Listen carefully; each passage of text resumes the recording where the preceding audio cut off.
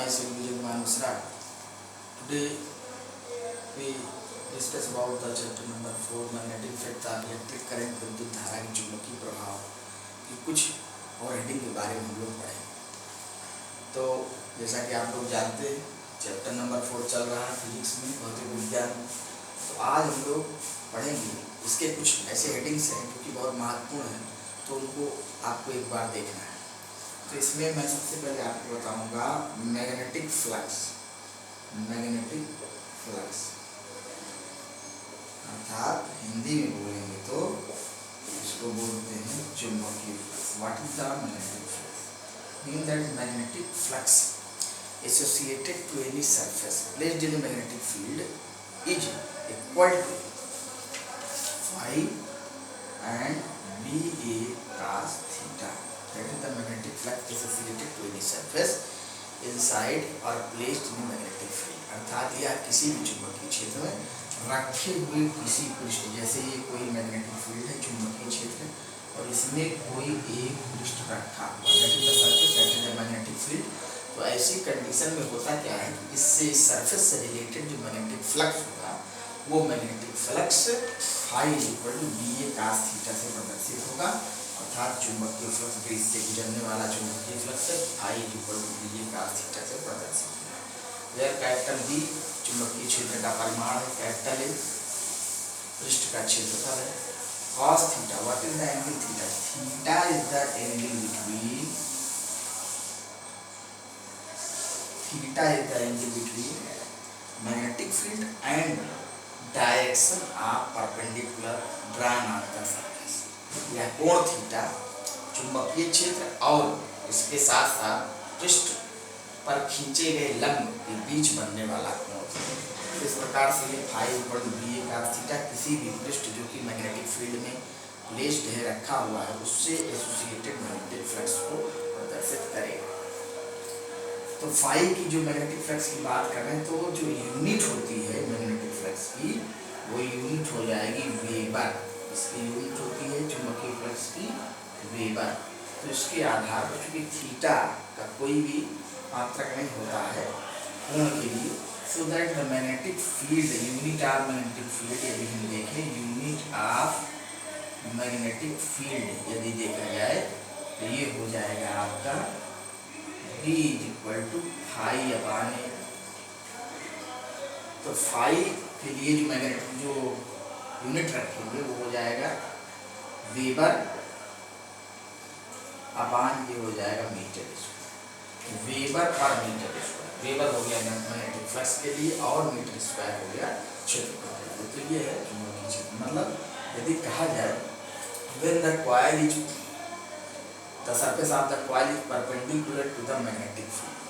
यदि चुंबकीय क्षेत्र में कोई भी पृष्ठ इस प्रकार से रखा हुआ है कि उसका जो सिरा वो इस तरह से है, अर्थात मैग्नेटिक फील्ड के परपेंडिकुलर। तो मैग्नेटिक फील्ड के परपेंडिकुलर जब भी इस तरह के फार्मूले की बात आएगी तो वहाँ पर थीटा 90 नहीं होगा, क्योंकि मैंने बताया था theta is the angle between the magnetic field lines and the perpendicular drawn on the surface.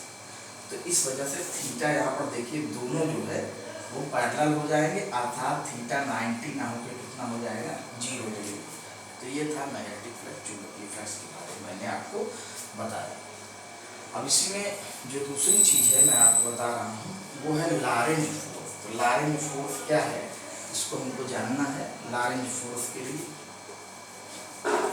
Lorentz force जैसा कि आपको बताया क्या होगा, आप जानते होंगे और नहीं जानते होंगे तो मैं बता रहा हूँ। Lorentz force is the force upon a moving charge inside an magnetic field. अर्थात इस चुंबकीय क्षेत्र के भीतर लॉरेंज फोर्स की बात मैं कर रहा हूँ। लॉरेंज बल, ये लॉरेंज बल है। तो लॉरेंज बल की यदि बात की जाए तो ये वह बल है जब भी कोई आवेशित कण या कोई आवेश चुंबकीय क्षेत्र में गतिमान होता है तो उस पर जो बल लगता है वो लॉरेंज बल कहलाता है। और इसे F is equal to Q BB sine theta से प्रदर्शित करते हैं।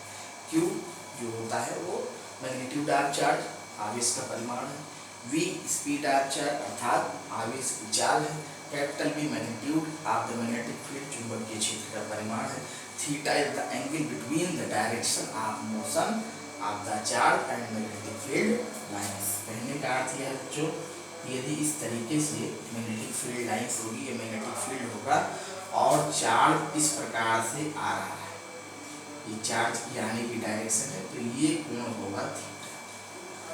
चार्ज के डायरेक्शन ऑफ मोशन गति की दिशा और मैग्नेटिक फील्ड की डायरेक्शन के बीच जो एंगल बनता है वो कोण थीटा होता है। तो इस प्रकार जो फोर्स होगा ये डिपेंड करेगा magnitude of charge, speed of charge, magnitude of magnetic field intensity, चुंबकीय क्षेत्र की तीव्रता का परिमाण और direction of charge, direction of motion of the charge and magnetic field के बीच का जो कोण है थीटा उसके साइन। तो ये लाइट वाला बच्चों अलग अलग दिशाओं में अलग अलग लगेगा, थीटा के अनुरूप इसका मान बदलेगा। If the theta is equal to 90 degree तो क्या होगा, उस समय जो फोर्स होगा वो सबसे अधिकतम होगा QVB। थीटा यदि 0 होता है तो F is equal to QVB और साइन 0 के आधार पर F इज इक्वल टू 0 हो जाएगा। तो मैग्नेटिक जो फोर्स लगेगा, यदि मैग्नेटिक जो ये चार्ज है और चार्ज यदि इस तरीके से आ रहा है, इस तरीके से मतलब पैरेलल टू मैग्नेटिक फील्ड, तो ऐसी कंडीशन में इस पर कोई फोर्स नहीं लगेगा। तो ये दूसरी बात है। अब तीसरी बात हम लोग बात कर लेते हैं unit of magnetic field intensity. तो आपने फार्मूला देखा था RF ILB sin थीटा, ये कैसा फार्मूला था? That is the formula